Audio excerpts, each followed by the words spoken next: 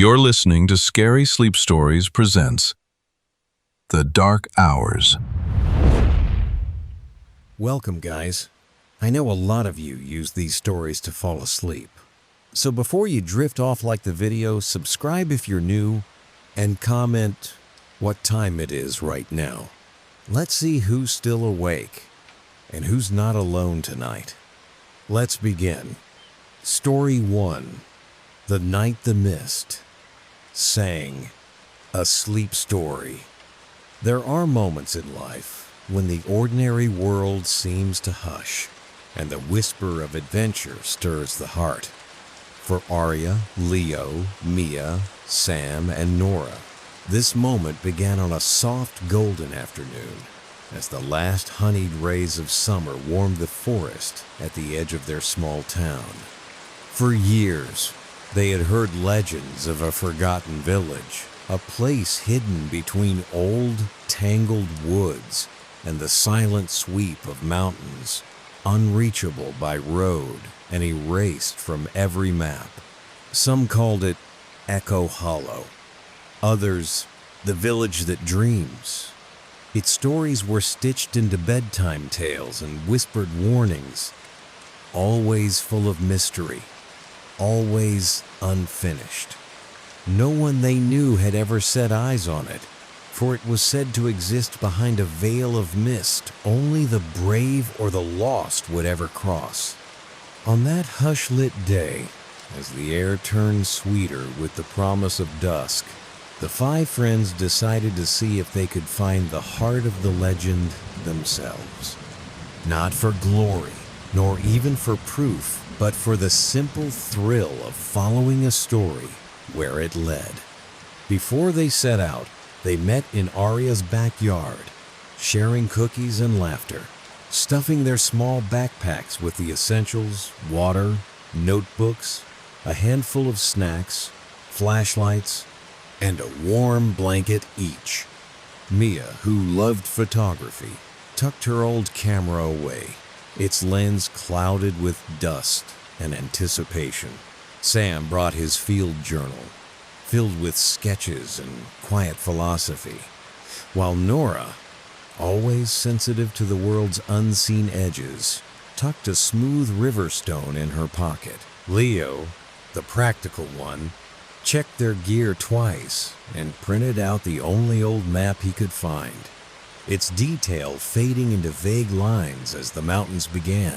The sun slipped behind the first hills as they followed a narrow deer trail winding away from all familiar places. The world softened, birds quieted, and the hush of the forest pressed close. Wild ferns brushed their shins, mossy stones guarded their way, and every so often the friends glimpsed the far, gray shapes of mountains looming like ancient dreams as shadows stretched long. The path turned uncertain. Old pines and oaks arched overhead, sheltering them beneath a green, cathedral-like hush. Leaves filtered the last daylight into golden motes. Their laughter faded into whispers. Even the air changed cooler, sweeter, and somehow expectant, as if the forest itself knew they were searching for something rare. They walked for what felt like hours. Night fell gently, wrapping them in blue velvet, and the only sound was the crunch of leaf and twig beneath boot and the rhythmic hush of their own breathing. High above, stars winked into being. Once, a fox darted across their path, its coat glimmering ghost-like in the moonlight, but otherwise, they seemed alone in a world that had paused for them. It was Nora who felt it first, a subtle shift in the air, a trembling at the edge of hearing, a mist, gentle and cool, unfurled along the forest floor, swirling around the roots and their feet, faintly luminescent. "This way," she whispered, without knowing how she knew. They followed. With each step, the mist thickened until even the trunks of nearby trees faded into silver ghosts. The world shrank to a small island of light shaped by their flashlights and the warm glow from Leo's lantern. In the muffled hush, they felt like intruders in a dream. Then, as suddenly as it had fallen, the mist parted. They stepped through an archway of overgrown roses, wild, sweet-scented, and ancient, and stood at the edge of a clearing crowned in moonlight. Before them spread the fabled village. Tiny, winding lanes crisscrossed yards overgrown with bluebells and wild thyme. Houses, roofed in mossy thatch and wood-weathered gray, nestled together as if for warmth. Some windows glowed with a gentle, golden light, though not a single figure moved among the shadows. At the center, a stone well tangled with ivy stood sentinel, surrounded by a ring of carved benches, smooth with age. All around, the forest and mountains reared protectively, as though the whole world had gathered close to shroud this place in secrecy.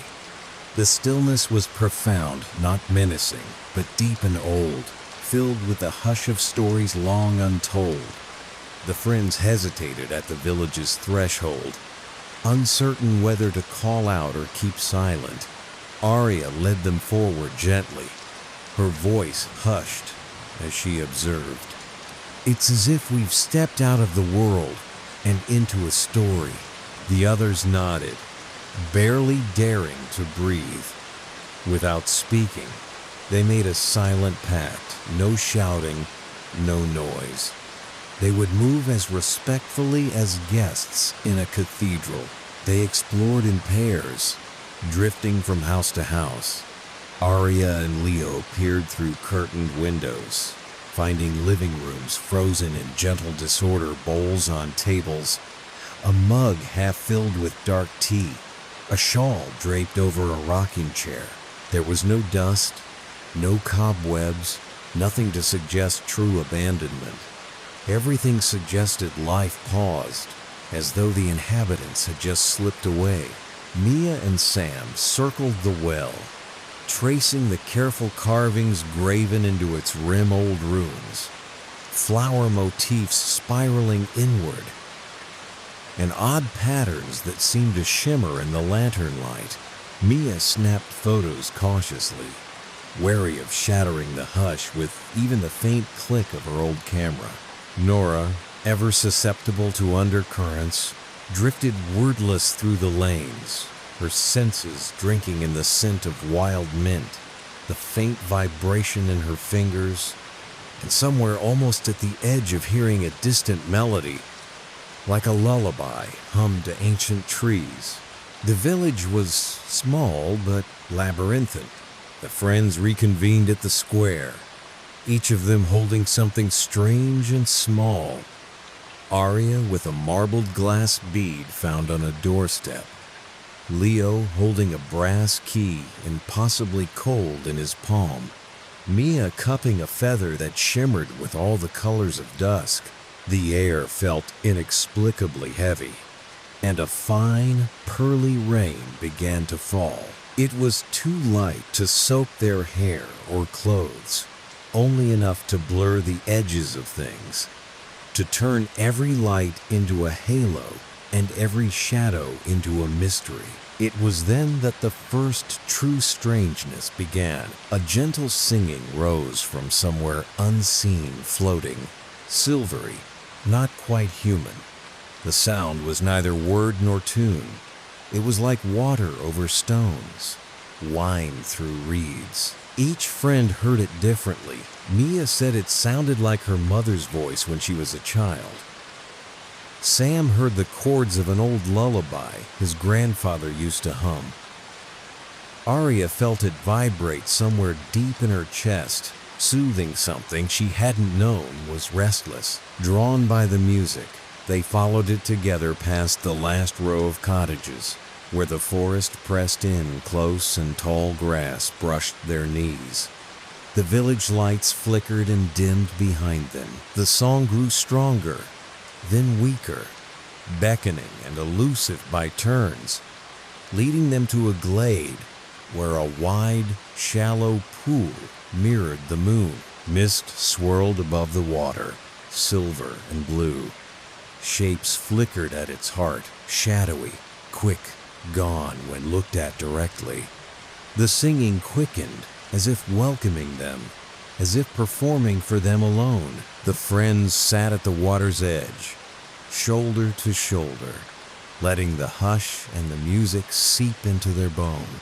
None of them spoke. It felt as if their voices would break a powerful spell. As they sat, a subtle, tingling warmth spread through their chests, quieting every anxious thought. The song was inside them now, pulsing gently with their heartbeats.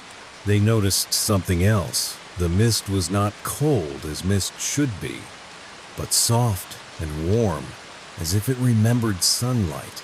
The shadows at the water's edge shifted, forming nearly recognizable faces, and then dissolving back.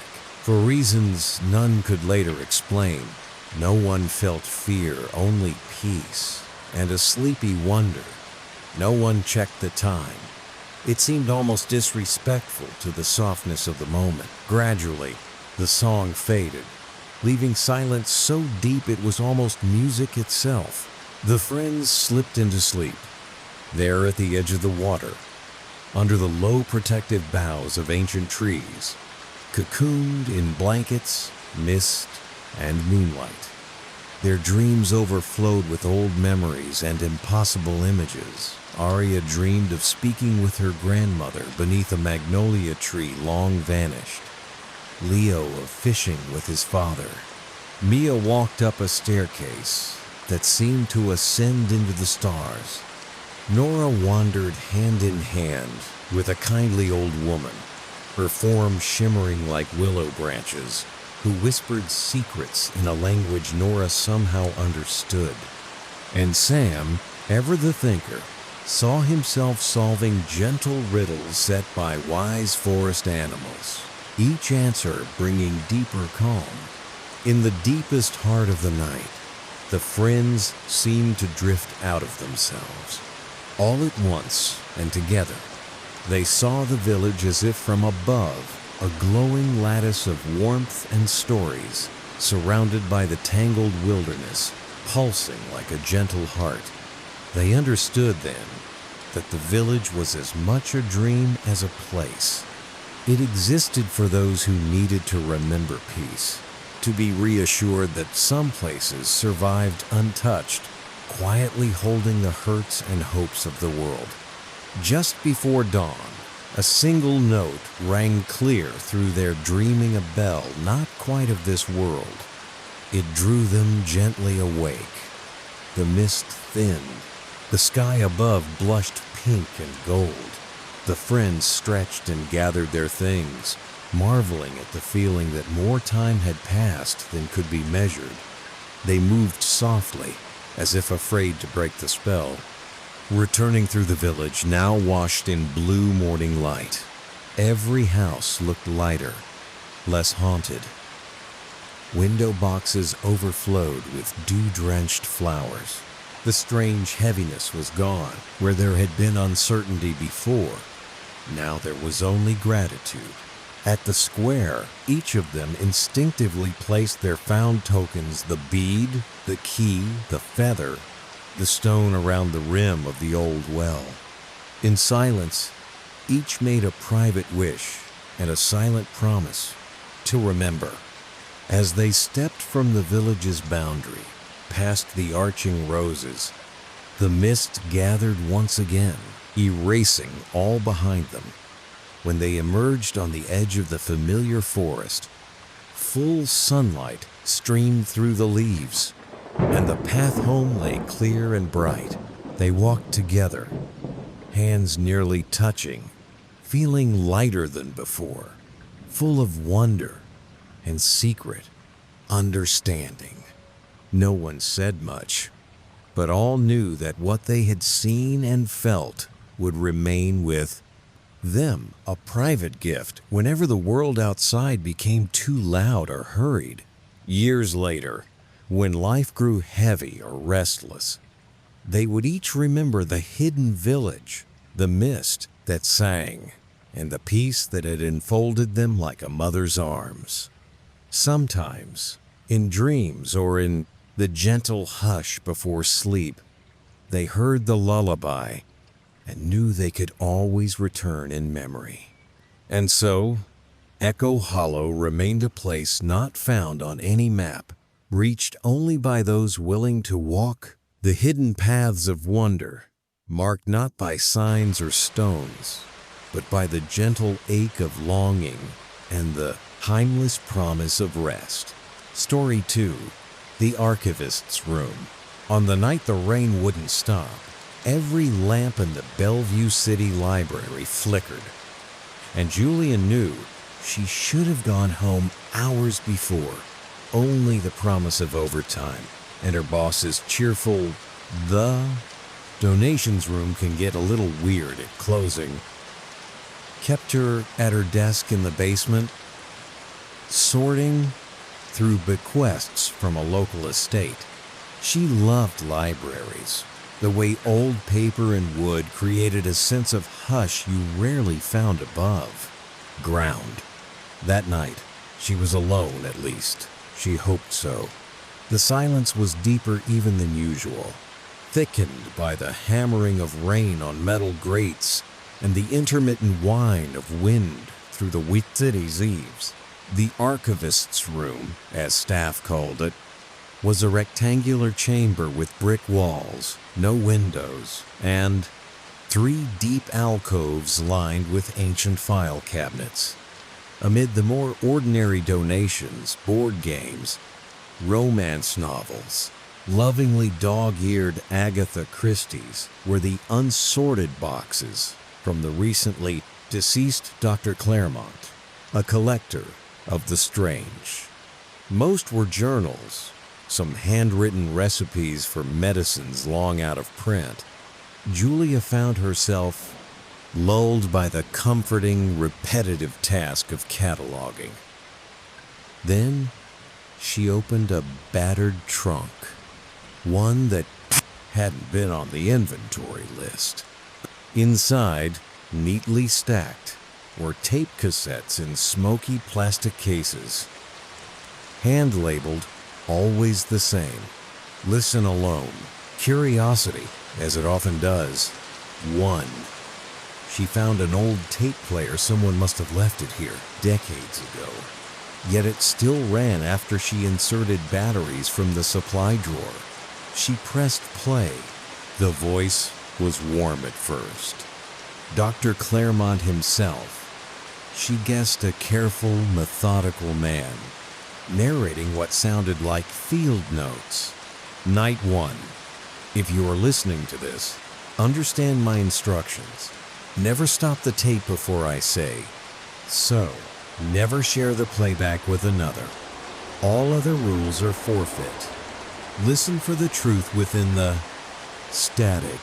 Julia froze as the tape hissed. Then the recording continued. There is a presence here now. I record to make it real, to prove it is not only in memory. It always chooses the listener, never the other way round. The lights flickered, then steadied, then faded. Not out entirely, but into dimness, as if the bulbs were being shaded by something thick and living. Julia's skin crawled. She felt a cold spot on her right side, as if someone stood just outside her peripheral vision. She told herself it was the combination of storm and exhaustion. She pressed on. The tape split into 2 voices, the doctor's confident baritone and a softer, shivering whisper, almost imperceptible unless you listened with perfect stillness. "Are you hungry?" the whisper said, again and again, weaving through Claremont's narrative.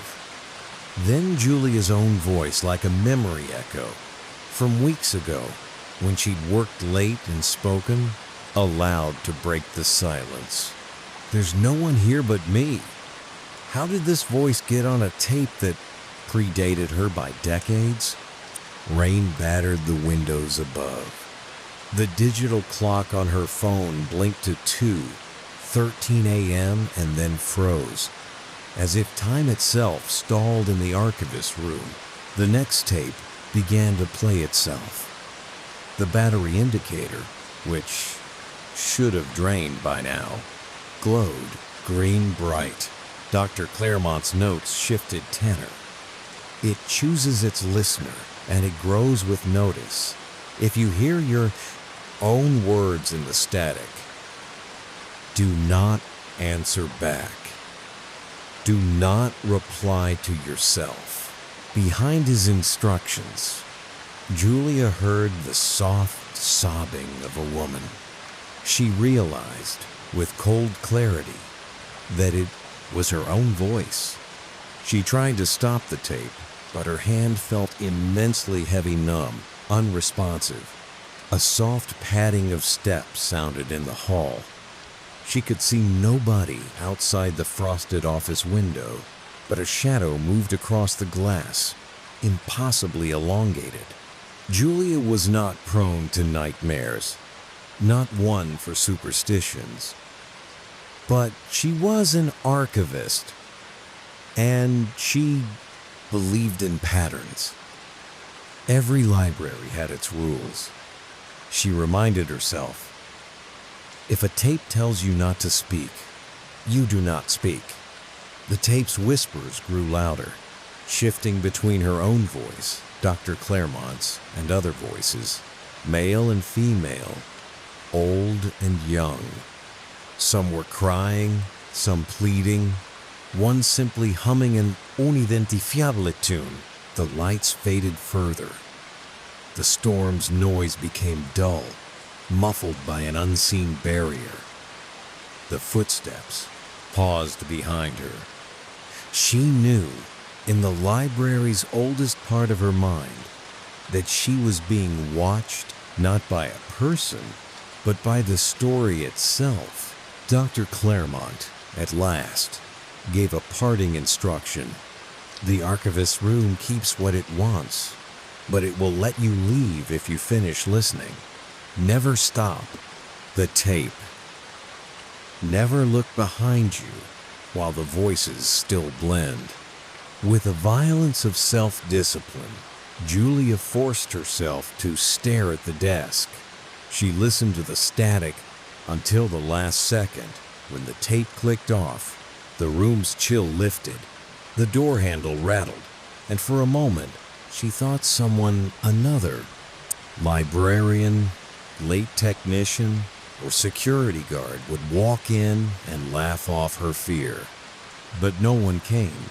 The lights returned to their steady brilliance. The tape player ejected its cassette. The battery spent. Julia hurriedly packed her things. She left the remaining tapes in the trunk, locked it, and dropped the key into the lost and found.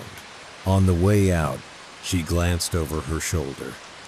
Just beyond the arch, 3 deep shadows stood enstevening the alcoves, motionless, watching. The next morning, she asked her boss who else had ever worked late in the archivist's room. He shrugged. Claremont sometimes. He said the place was never empty, not really. Julia never opened the trunk again. She cataloged the rest of Claremont's oddities, auctioned some, donated others. But she left the tapes for the next archivist, whoever they may be. Because, after all, stories belong to those who listen. And some stories are always waiting for someone new to press play. Story 3. The Shadow at Hollow Run. Cecilia always thought the best time to run was after midnight, when the suburban streets emptied out and the world shrank to the measured sound of her feet and breath. She ran for sanity and for sleep, for the serrated calm that sometimes came when adrenaline outpaced fear. But the night first felt truly watched became something else. a watershed of ordinary life and the world that lives beneath it. It started on an unremarkable Thursday. She'd worked late, missed dinner, and felt the familiar ache in her legs that meant only one thing could cure it. The house was still when she snuck out, her partner asleep, the neighborhood hushed and blanketed in a thin autumn mist. Cecilia liked that her route wound through the old part of Mill Creek, past stone houses and willows, whose roots made the sidewalks buckle. A heavy moon sat tangled behind clouds, making the night silver rather than black. As she rounded the bend at Hollow Run, the creek that cleaved the subdivision from what had once been wild country, her footfalls seemed to echo louder. The bridge over Hollow Run was new, a municipal improvement, but everything beneath it felt old. The tang of cold water, the tangled brambles on the banks, the sense that you weren't alone in the dark, even if lights burned in the nearest kitchen window. She heard it first as a whisper. Not animal or wind, but the distinct, measured rhythm of footfalls parallel to her own, just on the other side of the metal railing. She slowed, then stopped, listening. Heartbeat thundering. She strained to see any movement through the mist. Nothing. But the hair rose on her arms, a sensation as primal and immediate as the memory of being small and watching someone at the doorframe just after a nightmare. She started running again. This time the sound matched her pace exactly. 3 steps, a slosh through leaves, the faintest catch of breath. Cecilia yelled, "Who's there?" Her voice, normally strong, sounded thin and ragged, snatched away by the damp. No answer. Just the echo of her own voice. And then, dangerously close, a breathless giggle, too, high-pitched for any adult, too knowing for a child. It was gone by the time she reached the end of the bridge. She circled back the long way, shoving down the memory and blaming it on overwork, marathon training, the insomnia, the gradual erosion of her life into spreadsheets, bills, wedding planning, family emergencies. But the feeling lingered, a kind of magnetic pull toward the creek, the certainty that the world had slipped a notch, and she hadn't noticed. The next night she tried again, this time with music. Headphones in, volume up. Still just past midnight. As she crossed the same bridge, she felt it. A presence not behind, not ahead, but beside her and a little below, as if someone moved in the shadow under the bridge, running on hands and knees or crawling up through the roots. She kept her head forward, told herself, anyone can feel watched. Evolutionary hangover. But when she glanced at the fence line, at the end of her run, she saw clear prints in the wet grass, too large for a dog, too wide for a deer. 5-toed, as if someone or something had crossed from the creek bed, walked through her yard, and paused to stare at the footprints her own shoes left in the dew-soaked concrete. Cecilia barely slept. When she did, her dreams brought her the bridge, but subtly altered. The mist glowed with words she didn't know how to say. Shapes lingered beyond the treetops, and in every dream, she watched herself running. Only it wasn't her. Not exactly her face was wrong, her arms too long. The nights that followed made her world shrink further. Her appetite waned. She worked from home, took her calls in a whisper, picked at lunches as if someone else was waiting to finish her sandwich. On Saturday, her partner noticed her anxiety. "Let's go away for the weekend," he said.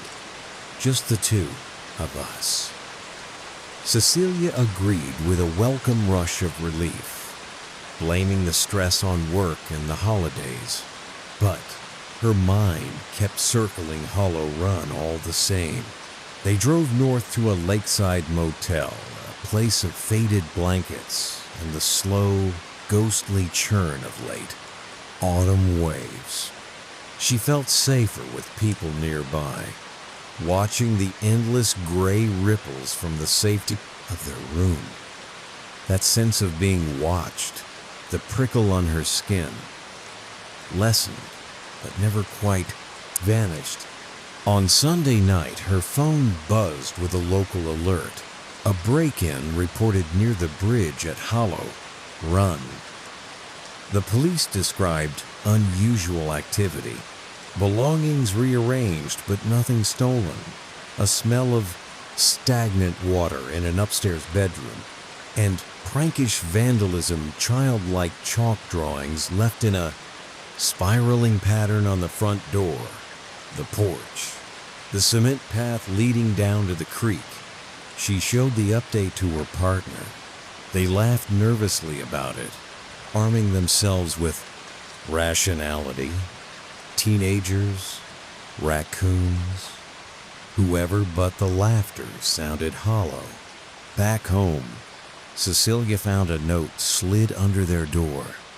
No envelope, just a torn piece of school-lined notebook paper with 3 words in graphite, shaky as if written by a freezing hand. "Stop running, please." She brought it to her partner, joking at first, but then he noticed the heel print in the corner of the paper, a muddy fingerprint in the shape of half a palm, flecked with what looked like blue-eyed fish scales. That night, they locked all the windows. Neither of them slept.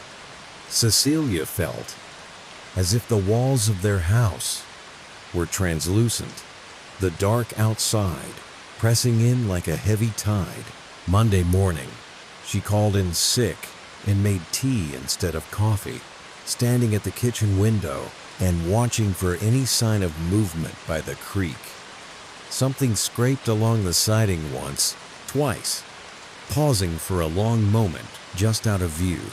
That afternoon, Cecilia tried the bridge in daylight. She wore a running vest and carried her keys in a closed fist. The creek looked perfectly normal. Muddy water, a few wind-broken branches, and the Greek slow swirl of autumn leaves. But when she reached the center of the bridge, the world changed. No thunder, no lightning, just a perceptible decrease in sound, as if everything nearby had paused to listen. Beneath the bridge, she saw her own reflection in the water. Only the reflection wasn't quite right. The shoulders broader, the hair longer, the eyes black as marsh mud. The image looked up at her, blinked, then whispered, "I run for you." She stumbled back, landing hard and scraping her knee on the new, city-funded concrete. When she looked again, the reflection was gone, just muddled brown water and the silvered sky above. From that day, running was impossible. Going near the creek became a test of will. At night, she lay in bed, listening for the faint echo of giggles, that metallic tang of wet earth and stagnant pools. Always, always she felt watched by her own self, by something beneath the bridge, by an old version of herself that had slipped through the cracks and begun wandering on its own. There were explanations. Sleep deprivation, she Googled every symptom. Hypnagogic, hallucinations, misfiring neurons, The aftershocks of recent stress. Friends said she ought to travel, see a doctor, take supplements, meditate. But none of it helped. Every time she heard the wind shift through the willow branches behind the fence, she felt the certainty she was not alone in her body, nor in her mind. The police came one more time after a neighbor reported a child's laughter near Hollow Run after midnight. But they found nothing, only footprints scattered in the mud at the creek's edge. One set, hers, the running shoe she finally threw away. The others, impossibly barefoot, toes splayed wide, as if someone with her exact gait had run beside her each night and then wandered off into the shadows under the bridge. Weeks later, when ice began to form on the water, Cecilia found another note in her jacket pocket. "I'm running now. You can rest." After that, the house felt lighter. The air in the morning was easier to breathe. Sleep came and stayed through the night. Her dreams, while strange, no longer wandered where her reflection lingered. But sometimes when the wind blows in from the creek, carrying laughter or footsteps where there should be none, she stands quietly at the window, watching for movement. Sometimes, when the world is silent, she thinks she will hear herself running there. You've been listening to Scary Sleep Stories. May your dreams be calm and your night undisturbed.